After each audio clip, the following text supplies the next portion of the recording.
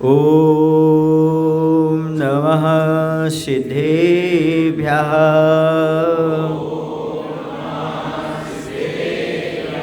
ॐ नमः सिद्धेभ्यः।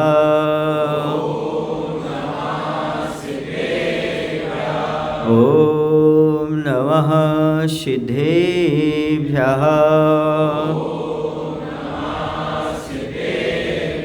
मंगलम भगवान वीरो मंगलम गौतमो गणी मंगलम कुंद कुंदार्यो जैन धर्मोस्तु मंगलम जैन धर्मोस्तु मंगलम। बोलिए अहिंसा परमो धर्म की देवादेव श्री महावीर भगवान की, आचार्य गुरुदेव श्री विद्यासागर जी महाराज की, आचार्य समय सागर जी महाराज की।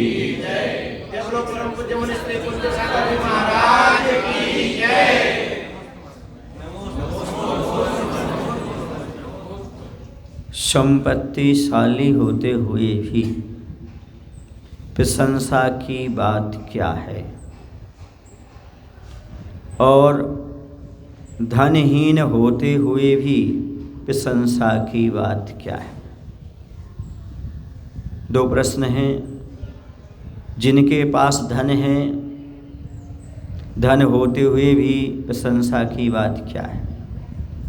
एक वो है जिनके पास धन नहीं है, फिर ही प्रशंसा की बात क्या है। तो कहा गया, चाहे संपत्तिशाली हो चाहे गरीब हो, प्रशंसा की बात इतनी सी है, यदि उस घर से दान होता है तो वह प्रशंसा का पात्र है। प्रशंसा का पात्र वही है जो अपने जीवन में दान धर्म को स्थान देता है। चाहे वृक्ष छोटा हो चाहे वृक्ष बड़ा हो, फल सब वृक्ष देते हैं। ऐसा नहीं है कि छोटा सा वृक्ष तो फल ना दे, बड़ा वृक्ष ही फल दो। कभी कभी तो ऐसा लगता है नींबू जैसे पौधे बहुत फल देते हैं। देखिए आप लोगों ने, करौंदा होता ना, करौंदा वो जिसकी चटनी बनती है, उसमें बहुत सारे फल होते हैं। सुन रहे आप लोग? हाँ, कभी कभी बड़ा फल होता है तो उसमें कम लगता है। खजूर खूब बड़ा होता है, उसे थोड़ा कम लग सकता है। नारियल में थोड़ा कम तो नहीं लगता, फिर भी उसके पीछे कम लग सकता है। ये छोटे छोटे पौधों में कभी कभी ज़्यादा फल लगता है। सुन रहे ना? इसलिए मत समझना कि संपत्तिशाली का ही काम दान देने का है, बल्कि कम धनी व्यक्ति भी अच्छे से दान पुण्य कर सकता है। बड़े और छोटे की बात नहीं है, उदार भावना की बात है। यहाँ प्रशंसा उदार भावना की है। जहाँ पर उदार भावना होती है वहाँ पर सब कुछ अपने आप आ जाता। उधार कुछ नहीं होता। उधार समझते हो? आज नहीं कल, और उदार भावना वाला कल नहीं आज, जितनी जरूरत पड़े वो और ले जाओ। इसका नाम है उदार भावना। संपत्ति का सदुपयोग यही है, आप देना सीखिएगा, दान करना सीखिएगा, तभी आप संपत्ति का सही उपयोग कर पा रहे हैं। पद्मनंदी पंचविंशति का ग्रंथ में लिखा है, जो गृहस्थ पैसा कमाता है, पैसा कमाने के बाद दान नहीं करता, समझो है पैसे का मालिक नहीं नौकर है। कमा रहा है, रख रहा है, सुरक्षा कर रहा है। जो दूसरे की सुरक्षा रख करे वो कौन होता है? बोलो ना भाई, नौकर। जो वो उपयोग ही नहीं कर पा रहा है, कहीं दे ही नहीं पा रहा है, स्वतंत्रता ही नहीं उसके पास, तो कौन है वो? जैसे एक मुनीम होता है, बहुत पैसा आता है, गिनता है पट्ठा, लेकिन एक पैसा भी कुछ नहीं कर पाएगा वो पैसा। ज्यों कहते हो आया और ज्यों कहते हो, ऐसे ही व्यक्ति पैसा कमाता है, कमाने के बाद गमा देता है या फिर जमा करके रख लेता है। वो मालिक माना जाए कि नौकर माना जाएगा? बोलो, नौकर, क्योंकि वह उसको उपयोग नहीं कर पा रहा। और एक व्यक्ति मात्र 10 रुपये कमाता है, 2 रुपये दान करता है, वो उसका मालिक है। इसकी अपेक्षा जो लाख रुपए कमाता है पर 1000 रुपये भी दान नहीं कर पाता, उससे अच्छा वो है 10 रुपये कमाता है, 2 रुपये दान करता है, वो उस धन का मालिक हो गया, मालिक हो गया। ये मालिक संपत्ति विपत्ति का कारण बने उससे पहले दान करना सीख लो, क्योंकि संपत्ति सबसे बड़ी विपत्ति नरकायु का आश्रय कराती है, ये है नरक में ले जाती है। इसलिए संपत्ति विपत्ति का कारण बने इससे पहले सद्बुद्धि जगा करके सत्पात्रों में दान कर दो, इसमें ही भलाई है। वरना संपत्ति कभी भी विपत्ति का कारण बन सकती है, कभी ना कभी आपको विपत्ति पैदा कर सकती है। समझ आ रहा है आपको कि नहीं? विपत्ति पैदा ना करे, इसलिए संपत्ति का सदुपयोग करना सीख लो।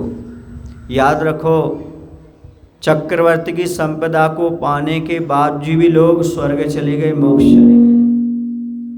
कैसे स्वर्ग गए, कैसे मोक्ष गए? तो स्वर्ग और मोक्ष ऐसे गए, उन्होंने संपत्ति का सदुपयोग किया है। और नरक भी गए क्योंकि उन्होंने उसका दुरुपयोग किया है। नरक जाने वाले दुरुपयोग करते हैं और स्वर्ग जाने वाले, आप कहाँ जाने वाले हो? मतलब ये मत पूछो, आपके प्रवचन बहुत अच्छे लगते हैं हमें, आप अच्छे हो, आपके प्रवचन अच्छे हैं, पर हमारी नाली तो वहीं से बहेगी जहाँ से बहती आई है। यदि हम में कोई परिवर्तन आता है तो प्रवचन अच्छा है, हम में कोई परिवर्तन आता है तो महाराज अच्छे हैं, और परिवर्तन नहीं आता तो बोलो भाई महाराज थे वो तो रहेंगे ही, उसमें क्या, राज को राज रहने दो और महाराज को महाराज रहने दो। महत्व को समझने का प्रयास करो, जो महत्व समझ जाते हैं वही जीवन में कुछ उपलब्ध कर पाते हैं। ये मनुष्य पर्याय मिली है, इसका सदुपयोग छोटे ढंग से करना सीखो तो आनंद आएगा। जब हम पुराण ग्रंथों को पढ़ते उसमें लिखा हुआ है मुनि महाराज जैन धर्म का उत्थान करते हैं, जैन मत का उद्धार करते हैं। फिर ग्रस्त क्या करता है? तो ग्रस्त भी कर सकता है, जैन मत का उद्धार ग्रस्त भी कर सकता है। उन लिखा जो जिनालय का निर्माण करता है, जिनालय की रक्षा व्यवस्था में जो अपना धन खर्च करता है, वह ग्रस्त नियम से जैन मत का वर्षों तक के लिए उद्धार कर देता है। अब आप सोचो, आपकी चंचला लक्ष्मी जैन धर्म के उद्धार करने में लग सकती है, जो आपको कहाँ ले जाने वाली है? अरे वाह, ये फैक्ट मालूम, इन लोगों को मालूम है कहाँ जाने वाले हैं और कहाँ ले जाएगी वो संपत्ति। लेकिन यदि उसका सदुपयोग कर लिया तो बोलो ना, स्वर्ग और मोक्ष दिलाने वाली बाद में होगी, पहले जैन मत का उद्धार करने वाली होगी। तो सोचो, जिस व्यक्ति के माध्यम से, जिस व्यक्ति की चंचला लक्ष्मी के माध्यम से जैन दर्शन का उद्धार हो रहा हो, यदि वह व्यक्ति अपनी चंचला लक्ष्मी का सदुपयोग करता है, समझो अपना उद्धार अपने आप कर लेता है। सहज भाव नहीं होते। हर व्यक्ति का पैसा मंदिर में नहीं लगता, लिख लो अपनी डायरी में, हर व्यक्ति का पैसा मंदिर में नहीं लगता, हर व्यक्ति का पैसा मूर्ति में नहीं लगता, हर व्यक्ति का पैसा मुनियों के आहार विहार में नहीं लगता।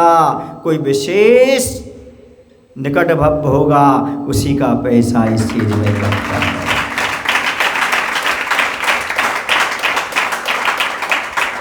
उसके भाव ही नहीं होंगे, वो कोई ना कोई बहाना खोज लेगा। पट्टा, अभी मुझे लोन ली है ना अभी मैंने, तो उसका चुका रहा हूँ। ये नहीं सोचता दान करूँ तो लोन जल्दी चुक जाएगा। खाने पीने में कमी नहीं है उसके पास, खाने पीने में कोई कमी नहीं, ऐशो आराम में कोई कमी नहीं, बच्चों में खर्च करने में कोई कमी नहीं, बस लोन ली है। किसके नाम पर रोता है? दान के नाम पर। जब लोन की बात आएगी तो दान की बात कब उठाएगा वो? हाँ, हमने लोन लिया है महाराज जी, हम कैसे करें? खाने पीने में कोई कंजूसी नहीं। भोग विलास में कोई कंजूसी नहीं। सुन रहे ना, तो समझना इस जीव का अभी कल्याण दूर है। क्या है? नहीं। हम चाहे कुछ भी हो जाए, खाने पीने में कमी कर सकती हैं। खाने पीने मतलब ऐशो आराम में, ऐसा नहीं कि कल से तुम भोजन करना कम कर देगा। ऐशो आराम में कमी करेंगे, साड़ियाँ कम खरीदेंगे, वस्त्र कम खरीदेंगे, विलासता कम करेंगे, उससे जो पैसा बचेगा वो हम दान अवश्य देंगे। ये भाव, क्योंकि इस सिद्धांत सीख लो, दान देने से पैसा कम नहीं होता, पुण्य क्षीण होने से पैसा कम होता है।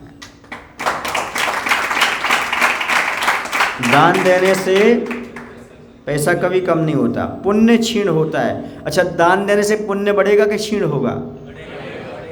तो पैसा कम होगा कि बढ़ेगा? ये तो मैं भी जानता हूँ। अपने मन को समझाओ। किसको समझाओ? मन को समझाओ। ये तो प्रवचन की बातें मुझे भी आती हैं, आपको भी आती हैं, मुझसे अच्छा प्रवचन आप भी कर लोगे, पर प्रवचन कब काम में आएगा? जब स्वयं अमल में लाओ तब आएगा। मैं तो उन लोगों को आशीर्वाद देना चाहता हूँ जिन लोगों ने पिछले रविवार को ये कहा था, अब आगे जितना जो होगा होगा, इतना तो हमारी तरफ से रखे हो, इतना तो कर दी। समझ गए आप लोग क्या बोलना चाहता हूँ मैं? अमित जी आपका भी नाम है उसमें, आप ताली बजाओ अपने लिए कम से कम। भरत जी आपका भी नाम है, और इसका क्यों? क्योंकि आपका भाव ये निर्मल है, ये पवित्र भाव है जो आपने भाव बनाए। सुने ना, गुड्डू क्या नाम है? सोहन। हाँ, तो जो भाव आपने बनाया ये बहुत उच्च भाव है। जब जैसा होगा होगा, पर अभी तो मैं इतना करने के लिए तैयार हूँ। इन लोगों ने प्रवचन सार्थक कर दिया। क्यों कर दिया? इन्हें भान हुआ, ये समझ गए कि संपत्ति का सदुपयोग हमें कैसे करना।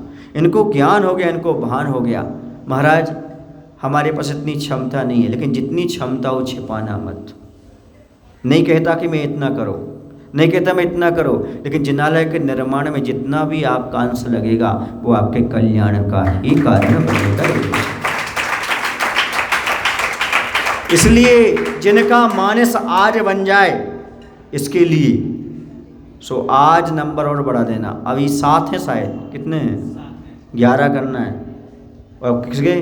13 तारीख के दोपहर के पहले करना है। समझ आ रहा आपके लिए कि नहीं? तब काम चलेगा। समझ आ रहा आपके लिए? नहीं आ रहा है? इशारे समझ में आ रहा है आपको? हाँ, क्योंकि यूट्यूब चल रहा है, इस इशारे में काम समझ लो तो अच्छी बात है। अभी 7 लोगों ने अपनी स्वीकृति स्थापना के पहले दे दी है। अभी कितने और लोग चाहिए? बोलो ना। तभी तो संपत्तिशाली होने का मायना है। कलश का कलश, और कलश जो रखा जाएगा, देखो ना लाइट ने भी साथ दे दिया, अब भी आए उसको। रिद्धि मंत्रों का जाप 4 महीने, उसमें जो बरगड़ाएँ जाएंगी आपके घर में रखा जाएगा। समझ आ रहा ना आपको? 5 दिन की बरगड़ाएँ नहीं है वो, 8 दिन की बरगड़ा नहीं, कितने की? हाँ, पूरी बरगड़ाएँ उसके साथ आपके पास आने वाली। तो कलश का कलश, बरगड़ा की बरगड़ाएँ, रिद्धि मंत्रों का जाप, उसके साथ ही साथ मंदिर का, हाँ, ये सारे लाभ आपको प्राप्त हैं। मत चूकना आप। मैं कहता हूँ आप हर जगह दान करना, लेकिन आप जय जिनेंद्र में अवश्य दान करना, क्योंकि यहाँ एक साथ बहुत सारे फायदे हैं, बहुत सारी चीज़ें आपको मिलने वाली हैं। मुझे पता है बहुत जगह दान करते हैं, करना भी चाहिए। मैं उनकी अनुमोदना करता हूँ कि अच्छा काम करते हैं आप, लेकिन जहाँ आप रह रहे हो, जहाँ पर जनालय का निर्माण हो रहा है, वहाँ देखते हुए भी नहीं करते हो तो समझना आप दरिद्रता का आमंत्रण कर रहे हो। और देखते हुए यदि दान कर रहे हो तो समझो आज से ही आप उदारता का परिचय दे रहे हो और आगे धन की वृद्धि का विकास। समझ आया आपको? कितने लोगों को समझ में आ गया? बस, तो इन लोगों के सबके नाम आ जाएंगे, कल देख लेना पक्का है, कहीं ना कहीं आएंगे, ये मेरी गारंटी है। यदि समझ में आ गया तो सबके नाम आ जाएंगे कहीं ना कहीं, जितने में भी आएंगे, लेकिन करेंगे वो, मुझे विश्वास है। और जयनंद के युवा तो अच्छे हैं, 2:30 बजे मालूम पड़ेगा। तो मैं ये कह रहा था, क्यों आप लोग सुन लेते मेरी बात को अच्छी तरह से। तो एक उदारता अपने आप में महत्वपूर्ण चीज़ है। उदारता का अर्थ होता है हाथ को खोल कर रखना। उदारता किसका नाम है? किसके लिए? किसके लिए? देने के लिए। इसका नाम क्या है? उदारता। भाई मेरे पास जितना है उतना, चाहे कुछ भी हो जाए, मंदिर के लिए मैं देने के लिए तैयार हूँ, जिनालय के निर्माण के लिए मैं तैयार हूँ। और इससे बड़ा सौभाग्य और क्या मिलेगा? मैंने करोड़ रुपए का फ्लैट खरीदा, उसमें 5 पाप हो रहे हैं। जो फ्लैट खरीदा उसमें क्या हो रहे हैं? 5 पाप हो गए, राग द्वेष हो रहे हैं। अरे ऐसा जिनालय जहाँ पर बनेगा, लोग आकर के मिथ्यात्व का त्याग करेंगे, जहाँ लोग आकर के, मुनि महाराज भी आकर के जहाँ वंदना करेंगे, ध्यान करेंगे, वो स्थान के लिए भी हमारा कुछ लगता है तो। और हजारों वर्षों तक, कब तक? पत्थर का मंदिर हजारों वर्षों तक, जब तक लोग यहाँ आते रहेंगे, दर्शन करते रहेंगे, वंदना करते रहेंगे, आपका कई भवों तक पुण्य बरकरार बना रहेगा। ये है भव भव तक पुण्य ले जाने का तरीका, भव भव तक संपत्ति पाने का तरीका, भव भव तक सुखी रहने का तरीका, भव भव तक उच्च कुल की प्राप्ति का तरीका, और भव भव तक जिनेंद्र भगवान की दर्शन पाने का तरीका। जिनालय में दान, उनके निर्माण में सहयोग, ये बहुत दुर्लभ चीज़ें हैं जो आपके लिए प्राप्त हुई हैं। इनकी दुर्लभता के बारे में जब गरधर परमेष्ठी नहीं बता पाए, सुध केवली नहीं बता पाए, तो कुंती सागर क्या बताएंगे? फिर भी थोड़ा थोड़ा बताने का प्रयास कर रहा हूँ कि आपको कम से कम समझ में आ जाए कि गाड़ी खरीदने में पैसा लगाया, उससे जीवों की हिंसा ही हुई। बोलो ना भाई, मेंढक बचा पाए क्या आप? चींटियाँ बचा पाए क्या नहीं आए? आपने इतना बड़ा भवन बनाया, मैंने बता दिया सारी चीज़ें। अब एक ऐसी चीज़ का निर्माण आप कर रहे हैं, इसके साथ साथ आप सुखी क्यों हैं? आप आनंद में क्यों हैं? क्योंकि आपने एक बहुत अच्छी चीज़ सामने रख रखी है। जब बनेगा बनेगा, अंदर से भाव यदि आ गया, एक पैसा इस जिनालय में लग जाए, समझो आप उसी दिन से सुखी होंगे। उसी दिन से आपको आनंद का अनुभव होगा। आपको लगेगा कि वास्तव में कुछ कर रहा हूँ। वरना खाना पीना मौज उड़ाना, ऐसे तो सभी लोग करते हैं। बोलो ना भाई, आपका जैनी होने का क्या मायना हुआ? आपका भगवान के श्रद्धा के प्रति क्या भाव हुई? अच्छा एक बताओ, एक बात पूछो आपसे, आपको किसी से प्रेम है क्या? घर की बात कर रहा हूँ, यहाँ की बात नहीं कर रहा। घर में किसी से प्रेम है क्या? दादाजी को नाती से प्रेम है कि नहीं? बोलो ना दादाजी, है ना? है, पक्का है। अच्छा, अपने नाती को क्या करने की आपकी इच्छा है? महाराज मैं चाहूँ तो सारी संपत्ति नाती पर लुटा दूँ, मैं चाहूँ तो दुनिया की सारी चीज़ किसको दे दूँ? सारी दुनिया की सबसे अच्छी चीज़ें किसको दे दूँ? नाती को। बोलो ना भाई, आप अपनी बीवी को चाहते हैं, पत्नी को चाहते हैं, आप भी अच्छी से अच्छी चीज़ किसको दे दूँ? आप अपने पति को चाहते हैं, आप भी चाहते हैं सबसे अच्छी चीज़ किसको दे दूँ? बस इन सब से ऊपर हमारे भगवान है। आगे बताने की जरूरत नहीं है, आगे बताने की जरूरत नहीं है। यदि आपको वास्तव में भक्ति है, भगवान के प्रति, जिनालय के प्रति भक्ति है, गुरुओं के प्रति भक्ति है, तो आपको बताने की आवश्यकता नहीं है। कुछ लोग सारा का सारा न्यौछावर करके चले जाते। एक गंज वासवदा में थे सज्जन, उनको काका काका बोलते थे। उन्होंने पूज्य प्रमाण सागर जी महाराज के चरणों में जाकर के बोल दिया था, मेरी जो प्रॉपर्टी है ना, पूरी की पूरी मेरे जाने के बाद गुणायतन के नाम होगी। वो गौशाला का काम भी देखते थे, उनकी ज़मीन भी है, सब कुछ था, बच्चे नहीं थे, दोनों थे बस। दोनों ने क्या कर दिया? अब बच्चे कहाँ थे, कैसे व्यवस्था मुझे नहीं पता, लेकिन वो कहते हम दोनों रहते, बस इतना बोला। तो सारा हम कहाँ करके आ गए? पूज्य प्रमाण सागर जी महाराज के चरणों में समर्पित करके आ गए। और जो उसी समय हम थे और उनका स्वर्गवास हो गया। उन्होंने गुणायतन वालों को बुलवाया था, उनके जो भी समझ थे, भैया ये है आप ले लीजिए सौंपने के लिए। ये है उदारता। अब वो गुणायतन को दे के नहीं गए, जैन दर्शन तो कहता है वो अपने साथ ले गए। क्यों ले गए साथ? पूछो ना। क्योंकि दान करके गए। और पर्वों में क्या साथ में जाएगा? जो दान किया जाएगा। जो अब इकट्ठा कर रहे वो जाएगा क्या? बोलो ना, नहीं जाएगा। जो भोग रहा है वो जाएगा क्या? फिर क्या जाएगा? जो दान करके जा रहा है, जो त्याग करके जा रहा है, वही आपके साथ जाने वाला है। और कुछ भी साथ जाने वाला ये कौन नहीं समझता?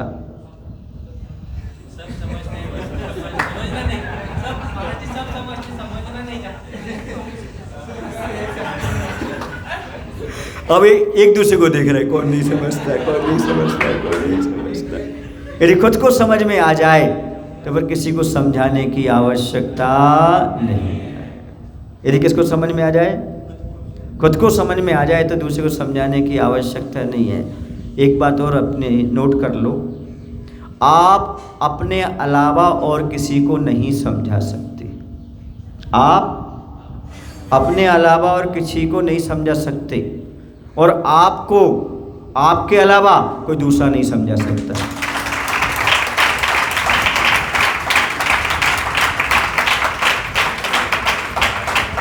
मैं प्रवचन कर सकता हूँ पर्याप्त, लेकिन समझना तो खुद को पड़ेगा। समझ आ रहा आपको? नहीं। आचार्य भगवंत ने बहुत लोगों को प्रवचन सुनाया, पर मुझे समझ में आया। अब मैं भी बहुत लोगों को प्रवचन सुना रहा हूँ, अब देखता हूँ किसको समझ में आ रहा है।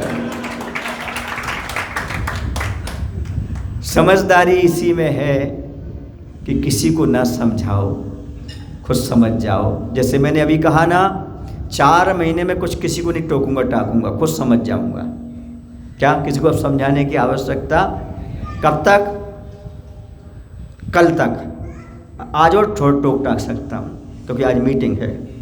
कल से आप देखना कुछ नहीं, जैसा है उसमें व्यवस्थित हो जाऊंगा।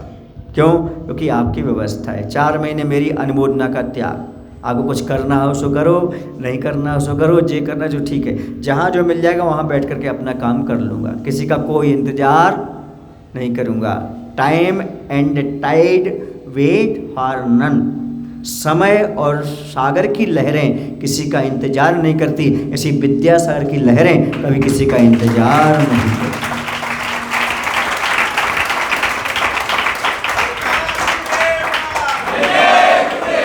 वेट फॉर नन, किसी का कोई इंतजार नहीं।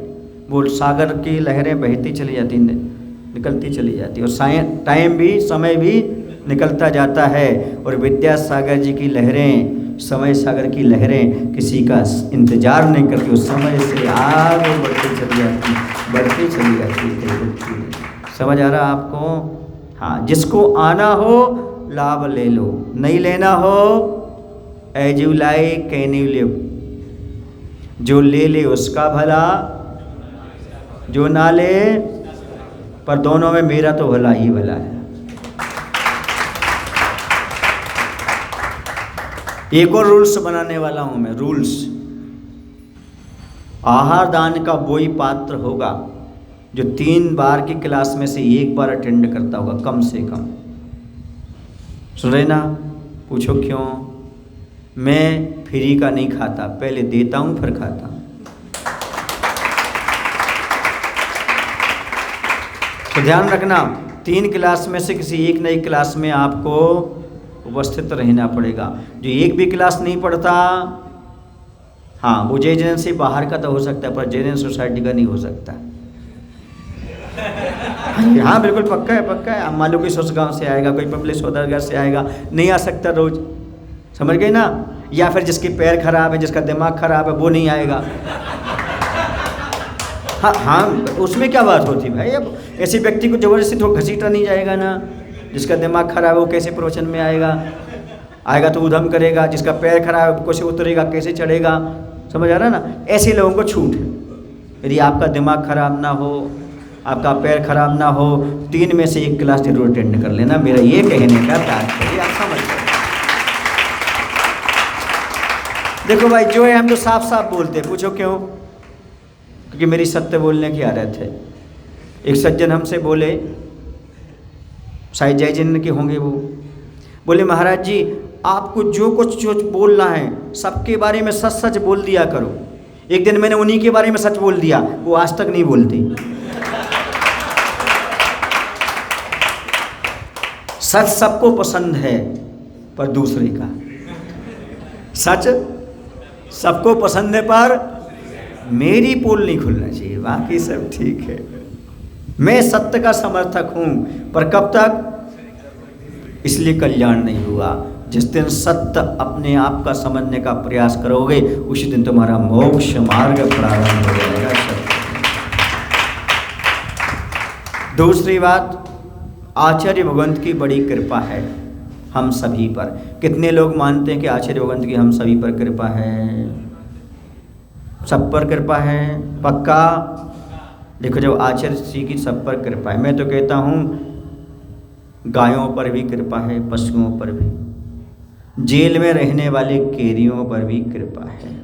बोलो, है कि नहीं है? तिहाड़ जेल में भी गुरु महाराज की कृपा भी बरस रही है।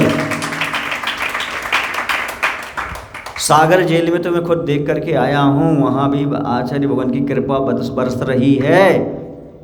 60-70 कैदी वहाँ पर जेल में रह करके अपनी आजीविका का निर्वाह कर रहे हैं। आने वाला पैसा अपने घर भेज रहे हैं। वहाँ हथकरघा पहुँच गया गुरु की कृपा से। वो रोज़ कमाते हैं, और रोज़ कमाने के बाद जो पैसा आता है वो सारा का सारा पैसा अपने परिजनों को भेजते हैं। तिहाड़ जेल से भी 2 बहनें आईं, वो बता रहे महाराज जी, तिहाड़ जेल में हम लोगों की स्थिति देखी। उन्होंने एक क्लिप भी बना करके रखी है उन लोगों की, जिन लोगों ने अपनी गरीबी बताई, हम कैसे परेशान से, कैसे दुखी थे, लेकिन आचार्य भगवान की कृपा से आज हम 2 वक्त की रोटी अच्छे से खा पा रहे हैं, अच्छे से आनंद। आचार्य श्री ने एक बार कहा था, लौट चलो, लौट चलो, लौट चलो। कहाँ लौट चलो? इंडिया से भारत की ओर लौट चलो, लौट चलो। वो कैसे लौट चलो? स्वदेशी जागरण के माध्यम से, स्वरोजगार के माध्यम से। स्वयं निर्माण करो भारत में वस्तुओं का, पहनने की, खाने की, ओढ़ने की और अन्य आवश्यक वस्तुओं का, जिसके माध्यम से आपको बीमारी नहीं होगी, इन्फेक्शन नहीं होंगे और आपका शरीर स्वस्थ रहेगा। उसके लिए उन्होंने चल चरखा के लिए आशीर्वाद दिया। अब यदि आप चल चरखा की वस्तु को खरीदते हैं तो जो कैदी जेल में है ना, उनको सुकून मिलता है, उनका परिवार पलता है, गरीबों का एक दया पलती है, अहिंसा की चीज़ आपके पास आती है। यदि आप उस वस्तु को और लोगों को शेयर करते हो तो आप आचार्य भगवंत का नाम वहाँ तक भेजते हो। क्यों भेजते हो? क्योंकि आचार्य श्री के आशीर्वाद से चलाए। किनके आशीर्वाद से? अहिंसा का प्रचार प्रसार, आचार्य भगवंत की याद। एक वस्तु भी यदि आप चल चरखा की अपने पास रखते हो तो याद रखना, आप उसको देख करके आचार्य भगवंत को याद करते रहोगे। ये आचार्य भगवंत की कृपा है। अहिंसक वस्तु की अहिंसक वस्तु प्राप्त हुई, आचार्य भगवंत का आशीर्वाद और का जो भारत, सपनों का भारत है आचार्य श्री का, कि हमारा देश स्वरोजगार वाला हो जाए, स्वावलंबी हो जाए, उसमें आप अपना कहीं ना कहीं से सहयोग प्रदान कर रहे हो। यदि आप चल चरखा को प्रोत्साहन दे रहे हो तो आचार्य भगवान के सपनों को साकार करने में आप भी एक इंसान हो जाओगे। इसे जितना बने उतना आपके लिए प्रचार प्रसार करना है। और ये इसलिए नहीं कि इसमें कोई पैसे की बात है, इसलिए अहिंसा धर्म सबके घर तक पहुंच सके। जो आप लोग जीन्स पहनते ना, जीन्स वगैरह है ना, उसमें कुछ ऐसे ही प्लास्टिक वगैरह होती जिससे आपको खुजली चलती है, शरीर में हवा आदि नहीं पहुंच सकती, इसलिए खादी के वस्त्रों की बात कही गई ताकि आप उस बीमारी से बच सकें। उन लोगों ने मोबाइल के पीछे कुछ ऐसा लगाया गोबर का बना करके, जिससे आप लोग जो वाइब्रेट निकलते ना, वो आपको शरीर में नुकसान ना पहुंच सकें। वो व्यवस्था उन्होंने की, क्योंकि ये क्षमता गोबर के पास है। किसके पास है? जो आपके जो नेगेटिव एनर्जी है, रेडिस, उसको रोकने की क्षमता, वो भी उन्होंने सारी व्यवस्था की है। इसके साथ साथ ज़मीन पर बैठने वाली जो कालीन वगैरह है ना, वो भी अच्छे से बना कर रखिए, ताकि आपके ये टाइल्स आदि, संगमरमर, मार्बल आदि आपके बल को ना मारें, आपकी क्षमता को समाप्त ना करें, आप स्वस्थ रहें। वही भी उन्होंने व्यवस्था कर रखी। आपके किचन में जो है वो पानी छानने की छन्ना जो है, वह भी आपके लिए सब सात्विक सारी चीज़ें आपको प्राप्त होने वाली हैं। तो मैं तो ये कहता हूँ, आप लोगों को जितना बने उतना स्वयं भी लेना है, लेने के साथ साथ आसपास में आपको व्हाट्सएप पर भेजना है, सूचना देना है, आप भी आइएगा, चल चरखा में अपना योगदान दीजिएगा और अहिंसा धर्म का पालन करिएगा। ये आपको आज से ही प्रारंभ करना है। और दूसरी बात मैं कहना चाहता हूँ, बोलूँ आप लोगों से, कुछ चीज़ें महंगी होती हैं। कैसी होती हैं? महंगी होती हैं, हर व्यक्ति उसको खरीद नहीं पाता। यदि उसमें डिस्काउंट हो जाएगा, क्या हो जाएगा? अच्छे सुन लेना, तो वो व्यक्ति खरीद सकता है। जैसे 100 रुपये की चीज़ है, उसको 75 मिल जाएगी तो ले लेगा। अब 25 कहाँ से आएगा?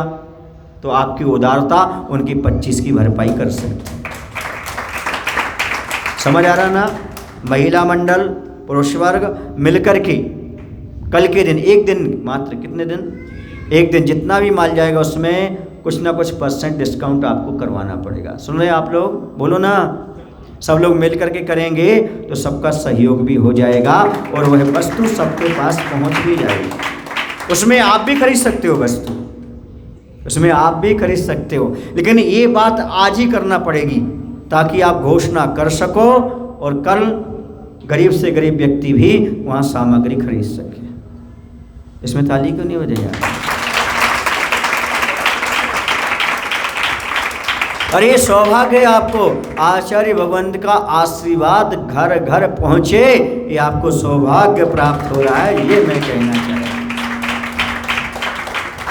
समझ आ रहा? और यदि आपका व्यवस्था हो, LCD की व्यवस्था कर सकते हो। कल बहनें आपको दिखा भी सकती हैं 10-5 मिनट का कि उन्होंने क्या क्या तैयार किया है, कैसे कैसे लोग हैं, किस प्रकार की, ताकि आचार्य का संदेश सब तक पहुंच सके। ये भी बहुत बड़ी बात है। अपना घर छोड़ करके, परिवार छोड़ करके जेल में जा कर के लोगों की सेवा कर रहे हैं, ये करुणा दान बहुत बड़ी बात होती है। यदि समाज उनको प्रोत्साहन देगी और आगे बढ़ाएगी तो निश्चित रूप से मैं कहता हूँ वो समझेंगे कि मैं बहुत अच्छा काम कर रहा हूँ। और कम से कम आप ज़्यादा कुछ नहीं कर सकते तो समाज हित में, देश हित में इतना कम से कम अपना पैसे का सदुपयोग तो कर ही सकते। कितने दिन की बात है? एक दिन की, ठीक है ना? अब ये अमित जी हैं, भरत जी हैं, ये लोग आपस में चर्चा कर लेंगे, समझ रहे ना?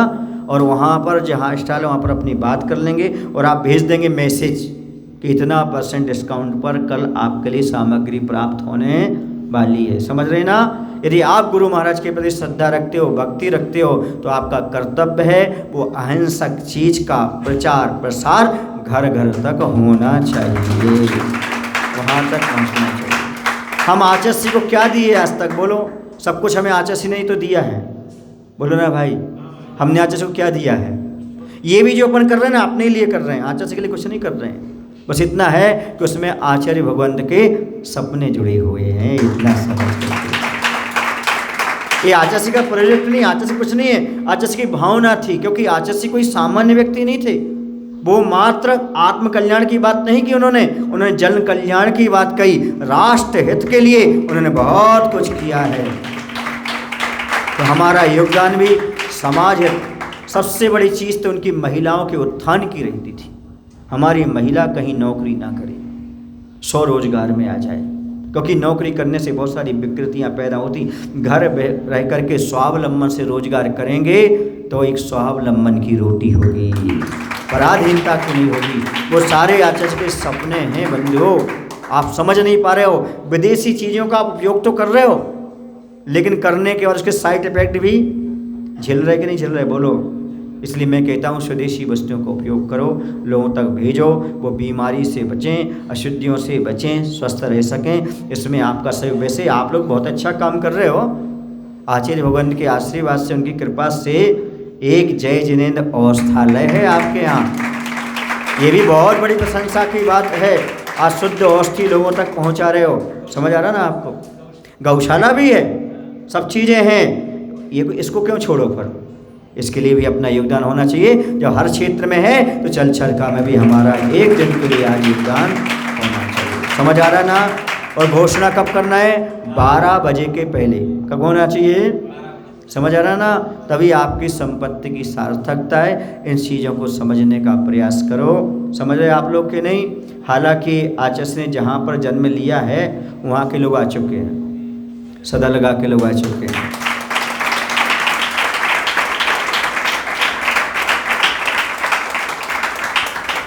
आप लोगों को कितना बड़ा सौभाग्य प्राप्त हुआ कि दक्षिण प्रांत में आचार्य भगवंत ने जन्म लिया। और आप कहाँ मंदिर का निर्माण कर रहे हो? दक्षिण प्रांत में ही आप मंदिर का निर्माण कर रहे हो। ये बहुत बड़ी बात है। सुन रहे आप लोग कि नहीं? आचार्य भगवंत का वह तत्व आज भी आप पूना में रह करके भी जीवंत बनाए हुए हो। बहुत बड़ी बात है।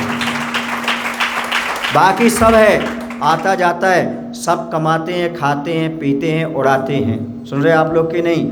लेकिन जो परमार्थ में आप लगा रहे हो ये बहुत बड़ी बात है। अभी और लगाइएगा और अच्छे से करिएगा, हमारा आशीर्वाद है। बोलो महावीर भगवान की, आचार्य गुरुदेव भगवान श्री विद्यासागर जी महाराज की जय। पहले तो वो जो 7 थे उसको 11 कर दो। नहीं अभी करना है, ऐसे थोड़ी हो जाएगा। समझ आ रहा है ना? अमित जी संभालो कमाल। बोलो महावीर भगवान की, आचार्य विद्यासागर जी महाराज की। बोलो हे प्रभु हम सभी को इतनी शक्ति, इतनी बुद्धि देने की कृपा करो ताकि हम सब पूर्ति करते हुए जिनालय के निर्माण में बढ़ चढ़ करके, चल चरखा के निर्माण में आगे बढ़ करके, गौशाला के बारे में, औषधालय के बारे में आगे बढ़ चल करके अपनी संपत्ति का सदुपयोग कर सकें। नमोस्तु भगवान, नमोस्तु भगवान, नमोस्तु। बोले मनीष महाराज की जय।